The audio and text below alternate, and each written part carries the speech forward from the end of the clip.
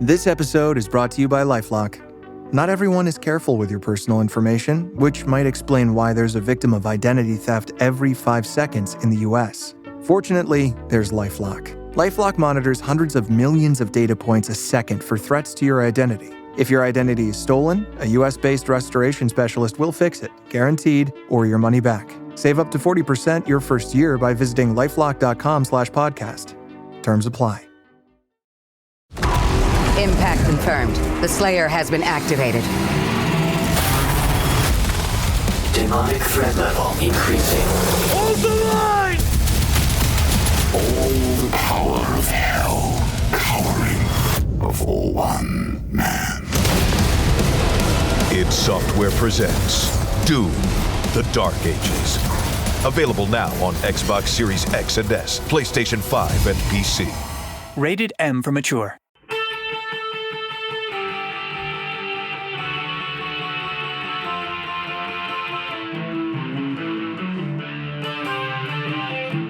This is the Daily Blast from the New Republic, produced and presented by the DSR Network.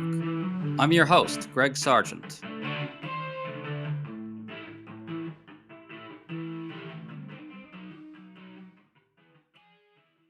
President Donald Trump is extremely frustrated with Vladimir Putin right now. In a series of public remarks, Trump has lashed out at Putin for keeping up his attack on Ukraine, which the Russian leader has mysteriously not stopped doing, even though Trump says he wants him to. Trump has called Putin crazy, and he tweeted that Putin is playing with fire. What strikes us about all this, however, is that Trump only seems capable of understanding Putin's continuing war-making as an affront to him personally, which really underscores his unfitness for this moment and makes it very hard to understand what's driving administration policy at this point or where it's all going. So today we're talking to Kathy Young, a staff writer at The Bulwark, who's done a lot of analysis of all these dynamics. Hopefully she'll be able to help us understand it. Kathy, thanks for coming on. Thank you for having me. It's always a pleasure. So Russia just carried out one of its worst drone and missile attacks on Ukraine since the invasion started. At least a dozen were killed, large numbers were injured. Before we get into Trump's madness, can you bring us up to date on what happened with that attack and what's been going on with the U.S. efforts to negotiate a peace? Well, the attacks have been growing in intensity for, I think, the past month. It's just been a series of relentless attacks, including on Kyiv, where for a period of time Russia was not attacking. I think part of it is that Russia has sort of stepped up its drone capacities, and they're now able to strike targets at a long distance better than they were able to. It should also be noted, by the way, that while Ukraine is also making drone strikes in Russia, and I think may still be somewhat ahead on drone capacity, Ukraine is striking military and military-related targets. Russia has been, the most recent one is that they struck a bomb shelter, which is really kind of unconscionable. And they're striking schools, they're striking restaurants. Last month, I think they struck a playground where a number of children were killed. Kathy, what's been going on with U.S. efforts to negotiate a peace? It's been this ridiculous two-step dance, really, where the pattern is that the U.S. makes a proposal, Russia basically shoots it down, no pun intended, right? And comes out with a very unsatisfactory counterproposal, which the U.S. actually acknowledges as unsatisfactory. Ukraine has actually, after the initial conflicted relationship between Trump and Zelensky, Ukraine has actually gone along with the U.S. proposal for a 30-day ceasefire. And then Russia has been essentially saying, well, no, we don't really want a ceasefire unless Ukraine also agrees to give us these 4 provinces that we annexed in September of 22, most of which Russia doesn't even control. So this is territory that Ukraine actually sacrificed lives and, spent a great deal of effort reconquering. And now Russia is saying, no, you've got to give it back to us as a condition for even talking about a ceasefire. So, then the U.S. Makes noises about how unsatisfactory Russian behavior is. And then it's sort of back to square one and new attempts to negotiate. Well, speaking of that, I want to read Trump's latest tweet on this. He said, quote, "What Vladimir Putin doesn't realize is that it weren't for me, lots of really bad things would have already happened to Russia, and I mean really bad. He's playing with fire." So, Kathy, Trump may be crazy and incompetent, but he is privy to a lot of intelligence and other information about this war that you and I don't get to see. So I'm really trying to get a sense of what he could mean here. What's your best guess? What's he talking about? I honestly don't even think that this is a reflection of being privy to some sort of intelligence. I mean, isn't it basically the Trump MO? Like everything bad that happened during, the years of the Biden administration happened because Trump wasn't president. And then, of course, everything that happens now, well, if it weren't for me, it would be a lot worse. So I don't even know that that it's very productive to look for some sort of factual, underpinning to this. I mean, it's just Trump being Trump, right? I mean, that's my reading. To stay up to date on all the news that you need to know, there's no better place than right here on the DSR Network. And there's no better way to enjoy the DSR Network than by becoming a member. Members enjoy an ad-free listening experience, access to our Discord community, exclusive content, and more. Use code DSR2025 for a 40% off discount on sign-up at thedsrnetwork.com/buy. That's code DSR2025 at thedsrnetwork.com/buy. Thank you, and enjoy the show.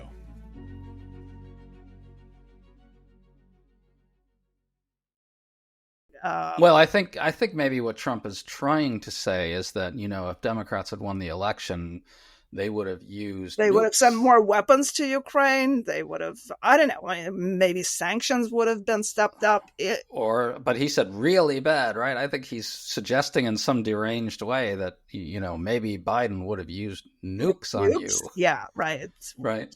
Which makes a lot of sense. So, I think it's just Trump posturing. And I think a lot of this is really Trump trying to cover the fact that he's being completely ineffective when it comes to, well, many things, but Russia, Ukraine, I think it's especially stark.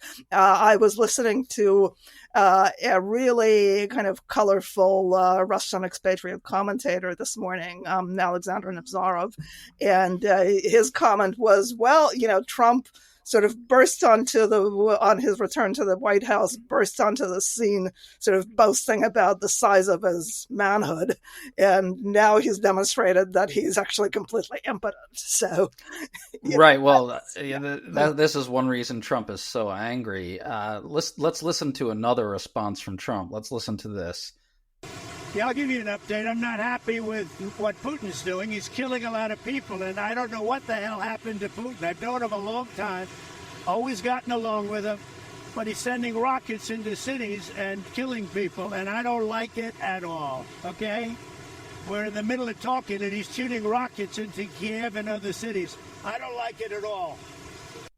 What I find striking about this is that Trump casts this as a function of their personal relationship. They've always gotten along, Trump says, so why is Putin doing this? Yeah. He seems to be incapable of grasping that Putin has like a whole series of actual goals and a worldview that he cares about more than he cares about Trump's feelings. Putin wants to eradicate the Ukrainian people completely, erase Ukraine as a country. Well, he wants to eradicate Ukrainian identity. I think I don't know that he actually wants to kill every right. He wants to eradicate the idea of a Ukrainian people, right? And I mean, Putin and other high-level Russian officials are basically saying quite straightforwardly that they believe a sovereign and independent Ukraine is incompatible with Russian statehood as they see it.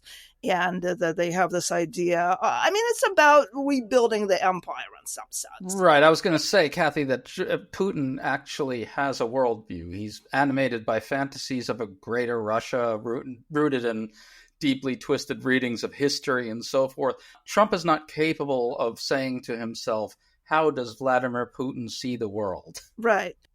There's a view which I think is fairly convincing to me, that at least when Putin was starting out, as the Russian leader, he didn't necessarily have an ideology, beyond self-enrichment and the magnification of his own power, but he's been using this Russian imperial ideology as a cover for his actions because, he has to justify his autocracy somehow. And I think, it's entirely possible. I can't get inside his head, and it's not a particularly pleasant place to be, I'm sure.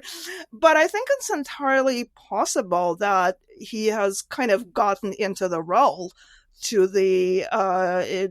such an extent that he really is kind of buying into like his what's the expression, huffing his own supply, right? So I think that's entirely possible. I think that he at this point he really is serious about the ideology. So, but whether he's using the ideology as a cover or for the expansion of his power or sincerely believes it is really almost kind of irrelevant, because the upshot of it is that, and I think that's pretty clear, he needs the war at the moment as his raison d'etre politically, because, what else does he really have to offer the Russian population at this point?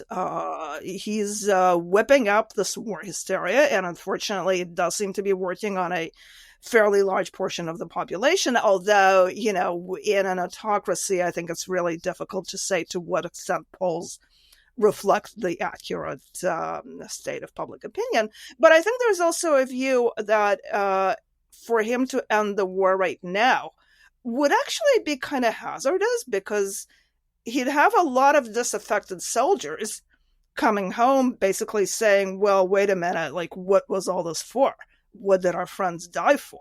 And, so I think he may be in a position where he really feels, it may be, holding the tiger by the tail, where he, even if he wanted to end the war, he knows that it would be very dangerous to him domestically. Well, so we've got Republicans in Congress, a small group of them anyway, that are now pressing to escalate pressure on Russia, really breaking with Trump. Trump has made noises about maybe he'll entertain sanctions, but it seems to me that Trump has basically always been either entirely indifferent to the fate of Ukraine or actively rooting for Russia to win.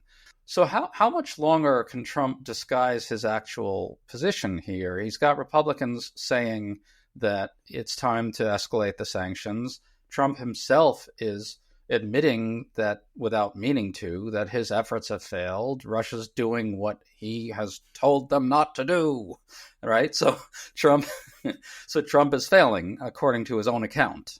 Right. So how much longer can Trump sort of sustain this position where he's essentially admitting that he's not getting his way, but sort of saying, I'm going to walk away, as his people are saying? Where does this go from here? Trump clearly doesn't want to be seen failing. This is why he's raging so furiously at Putin right now. Yet he also says, I'm going to walk away, which, he thinks, I believe, that he could wash his hands of this and somehow not be perceived to have failed.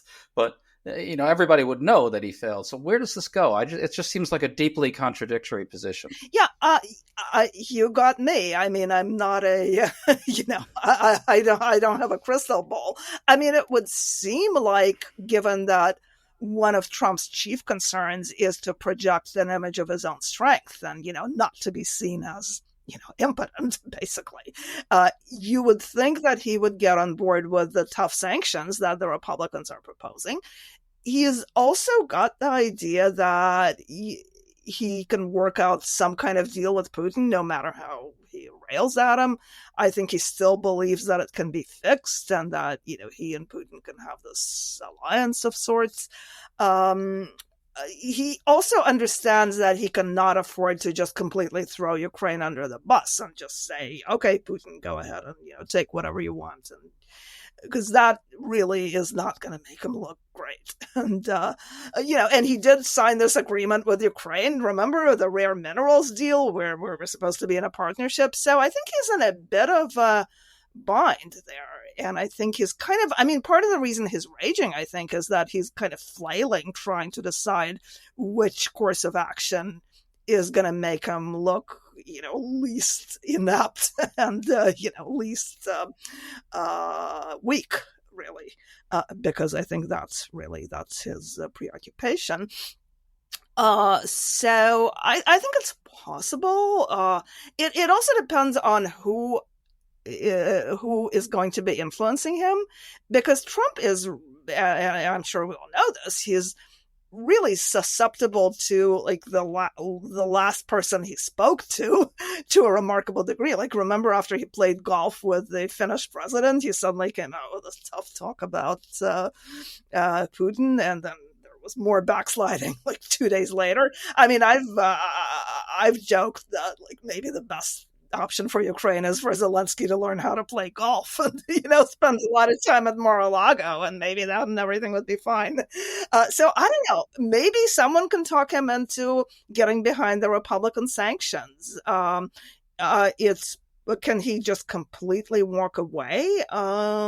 I don't know, because I think that is going to make him look bad, and I think he understands that. So it's possible that there will be this drawn-out period of more attempts to set up some sort of negotiations. I don't even know what for, because, Russia has really made its position pretty clear there. And Putin right now thinks, and I think he thinks erroneously, that he's winning. And I think he's wildly sort of over optimistic. They seized like 2 small villages whose population was evacuated months ago, and then he's like, oh yes, we're taking more land, we're winning. So I think the Russians really believe that they can achieve some kind of breakthrough in the summer, which I don't think is going to happen, because Ukraine is really still doing quite well, all in all. So and I don't think the Ukrainian population is being terrorized into clamoring for surrender, because I think that's one of the purposes of these strikes in civilians. The Russians really, or Putin, the Kremlin, they keep thinking that if they can just inflict enough misery on Ukrainians, there's going to be this mass outcry for Zelensky to end the war. I think it's having the opposite effect, really, so far. So where do we see this ultimately going? You don't think Putin is really winning to the degree he thinks he is. Doesn't look like Ukrainians are being terrorized by the attacks on civilians. Do you have a general sense of what we may see over the next year or two? And where does Trump fit into all this? Well, I think we're going to see more war. It's a classic war of attrition. At the moment, it's pretty clear that the Ukrainians, neither the Ukrainians nor the Russians have enough strength to achieve a breakthrough that would really, majorly shift the momentum one way or another. So I think we're going to see more, snail-paced progress on one side or the other. The Ukrainians, by the way, have not really been kicked out of the Russian border regions that, Putin announced with great fanfare had been liberated. The Ukrainians are still in the Kursk region. They've also made incursions into another province, the Bryansk province. So I think that's going to still be happening. And then, though I think the Russian forces really cannot achieve any kind of breakthrough unless they hugely increase their manpower. And I think Putin is actually afraid to do another large-scale mobilization, because the last time that he did that, which was really almost 2 years ago, there really was a lot of discontent, especially when it starts affecting the population in the large urban centers, because so far the conduct of this war has been really to use primarily people who are either marginal, like the convicts, or people from small towns where poverty is so high that, the people are willing to risk their lives for the higher pay that is offered by the army. Or, the places populated by ethnic minorities, which are also tend to be very poor. They're not really mobilizing people in Moscow, St. Petersburg, and other large urban centers like that. So I think if it gets to the point where the average Russian starts feeling affected by the war, which, he or she is already to some extent, you have drone attacks on Moscow airports. I think people really are feeling the pinch, so to speak, and I think there is growing discontent. So, all of this is a roundabout way of saying that I don't think Putin is going to do anything that will really, that has a chance to increase popular discontent. I think this is going to continue limping along horribly with a lot of casualties. I think it's likely that Trump will try to walk away. He's already signaled that a few times. He may be deterred from doing that completely if he realizes that, if it's made clear to him that it's making him look bad. Well, unfortunately, Trump's motives and his understanding of strategy are really impossible to read. I'm not sure if he knows what he thinks about all this. Kathy Young, thanks so much for coming on with us today. Thank you very much. I appreciate you having me, and I'm sure we'll meet again, right? To talk about the same topic, and the wheel will keep spinning. Absolutely.